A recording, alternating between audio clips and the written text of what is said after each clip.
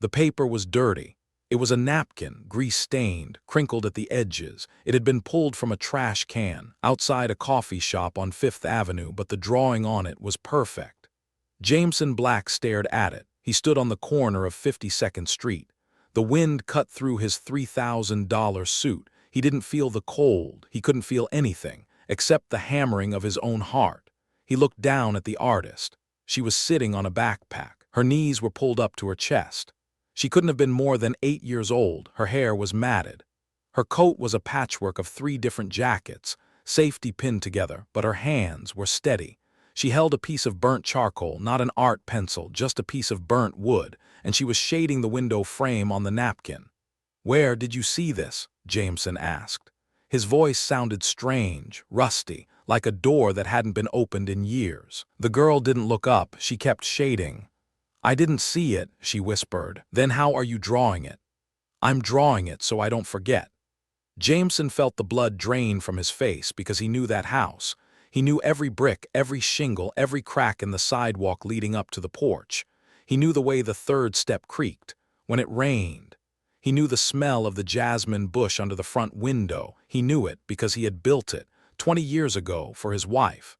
And he knew it because he had burned it to the ground 3 days after she died. There were no photos left. He had destroyed them all. He had erased that house from the face of the earth so he would never have to think about it again. So how? How was this homeless child sitting on a cold street corner in Manhattan? Drawing a picture of a ghost, Jameson reached out. His hand shook. "Who are you?" he demanded. The girl finally looked up. Her eyes were gray, the color of a storm cloud, and they were the exact same shape as his own. She looked at him, and then she said the impossible. "I'm the girl who lives in the ashes." Jameson backed away. He stumbled. His heel caught on the curb. A taxi honked. Jameson didn't hear it. He turned and walked, fast. Then he ran. He ran until his lungs burned. He ran until he was 3 blocks away, safe inside the glass lobby of his office tower. He pushed past the security desk and got into the elevator. He pressed the button for the penthouse. The doors slid shut. The silence of the lift wrapped around him, but he couldn't escape the image. The drawing on the napkin, the pitch of the roof, the specific curve of the bay window, it wasn't just a house, it was a memory, and memories were dangerous. Jameson Black was a man who dealt in steel and concrete. He built skyscrapers. He reshaped skylines. He was known in the city as the eraser. If an old neighborhood stood in the way of progress, Jameson erased it. If a landmark wasn't profitable, Jameson erased it. He had spent the last 15 years erasing his own past. He lived alone. He had no family. He had no friends. He had work, and work was safe. He poured a drink. Amber liquid splashed into a crystal glass. He walked to the window and looked out at the city. Millions of lights, millions of lives, but down there, somewhere in the dark, was a little girl with a piece of charcoal. Why did she say that? "I'm the girl who lives in the ashes." Jameson took a sip. The whiskey burned. He had to know. He checked his watch. 7 o'clock. He grabbed his coat. He went back down. She was still there. The street was emptier now. She was shivering. The temperature had dropped 10 degrees. She was packing her things. The napkin was being carefully folded and placed inside a plastic sandwich bag. Jameson slowed his approach. He watched her. She stood up. She picked up the backpack. It looked heavy, too heavy for her small shoulders. She started walking. Jameson followed. She turned into an alleyway behind a grocery store.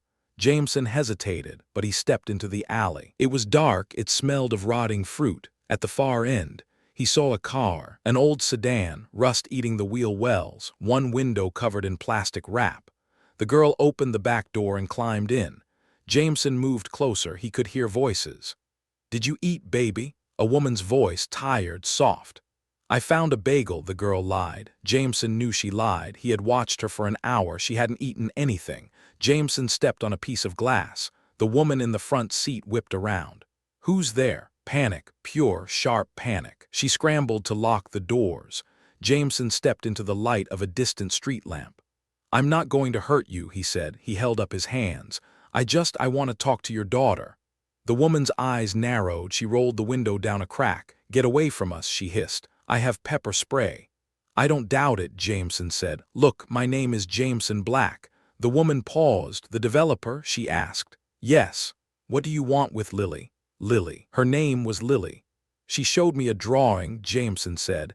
A drawing of a house. The woman sighed, her shoulders slumped. She draws houses, the woman said. She wants one, it's how she copes. It wasn't just any house, Jameson said. He took a step closer. It was my house. The woman looked confused. The house in her drawing, it doesn't exist anymore. I burned it down 20 years ago. I need to know how she knows what it looks like. The woman looked back at Lily in the rear seat. Lily was asleep. She dreams things, the woman said quietly. She says she sees places where she belongs. That's impossible, Jameson said. Is it? The woman looked at him. Look at us, Mr. Black. We live in a car. We wash in gas station sinks. Impossible is just another word for Tuesday. Jameson looked at the car. He looked at the girl sleeping in a pile of clothes. He reached into his pocket. He pulled out a clip of cash, mostly hundreds. He pushed it through the crack in the window. Get a hotel room, he said. Tonight, it's going to freeze. The woman stared at the money. We don't take charity, she said. It's not charity, Jameson said. It's a consulting fee. Consulting? Yes, I want to see the rest of her drawings. Tomorrow, meet me at my office, 10 a.m. He dropped the money onto her lap. Don't be late. He turned and walked away. Jameson didn't sleep. He sat in his office.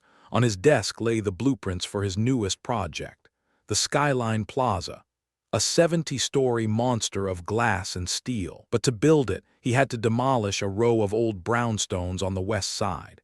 The demolition was scheduled for noon today. His intercom buzzed. Mr. Black, there's a woman and a child here to see you. Jameson sat up. Send them in. The door opened. Lily walked in first. She had washed her face. Her hair was brushed. Her mother followed, looking nervous. Sit, Jameson said. Lily sat. She placed her backpack on his mahogany desk. You wanted to see them, she said. She unzipped the bag. She pulled out a stack of napkins, flyers, backs of envelopes, dozens of drawings. Jameson began to sort through them. The first one was a garden, a specific type of rose, the kind his mother used to grow.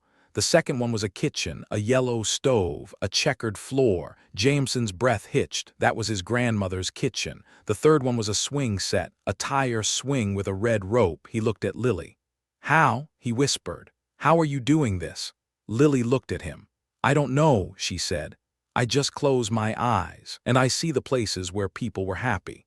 Happy? Jameson asked. Yes, the house, the garden, the swing, they feel warm. She pointed to the drawing of the house on the napkin. This one was the warmest, she said, but it was sad too because the fire took it. Jameson felt a tear slide down his cheek. He didn't wipe it away. I burned it, he confessed, because I couldn't stand the happiness. My wife, she died in that house.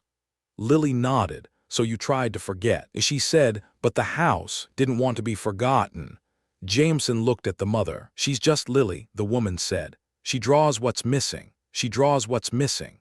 Jameson looked down at the blueprints on his desk. The Skyline Plaza, it was huge, it was expensive, but it was cold. It had no memory. It had no tire swings. It had no yellow stoves. He looked at the clock.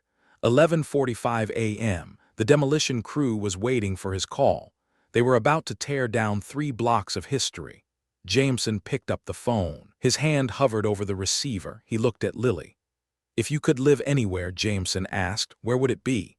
Lily reached into the pile of drawings. She pulled out a new one. It wasn't a house. It was a building, a tall brick building with big windows, flower boxes. It looked alive. Here, Lily said, I'd live here. Jameson looked at the drawing. Then he looked at the blueprints. He grabbed the blueprints. He ripped them in half. The sound tore through the quiet office. He picked up the phone.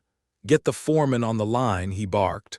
Frank, it's Jameson. Shut it down. I said shut it down. Send the bulldozers home. We're not building the tower. He slammed the phone down. Lily's mother gasped. Mr. Black, that project, isn't it worth millions? Billions, Jameson corrected. He looked at Lily, but it's missing something. He picked up Lily's drawing of the brick building. I have a new project, he said. 2 years later, Jameson Black stood on the sidewalk. He wasn't wearing a suit. He was wearing jeans and a work shirt. He looked up at the building. It was exactly like the drawing, red brick, big windows, flower boxes bursting with color. The sign above the door read, The Lily House. It wasn't a luxury condo. It was a home, 50 units, fully furnished for families who had nowhere else to go. The front door opened. Lily ran out. She was taller now, 10 years old. "Jameson," she yelled. She ran to him and hugged him around the waist. "Did you see?" she asked. "The roses are blooming." Jameson looked at the garden bed near the entrance. Yellow roses, just like his mother's. "I saw," he said. Lily's mom walked out behind her. She was the building manager now. She had a salary, a future. "Ready for school?" she asked Lily. "Ready," Lily said. She turned to Jameson. "Are you coming for dinner tonight? We're making spaghetti." Jameson smiled. It wasn't the polite, corporate smile he used to wear. It was real. "I wouldn't miss it," he said. Lily grinned. "Don't forget," she said. Jameson watched them walk down the street. He put his hand in his pocket. His fingers brushed against a piece of paper. It was laminated now. The napkin, the drawing of the house that burned down. He kept it with him, always, not because it was a sad memory, but because it was the map that had led him home. He looked back at the building. He saw a young boy sitting in the window of Unit 3B. The boy waved. Jameson waved back. He realized then that Lily was right. You can burn down wood, you can smash concrete, but you can't destroy a home, not as long as someone remembers it. Jameson Black took a deep breath. The air smelled of city rain and yellow roses. He wasn't the eraser anymore. He was the builder, and for the first time in 20 years, he wasn't hungry in his heart.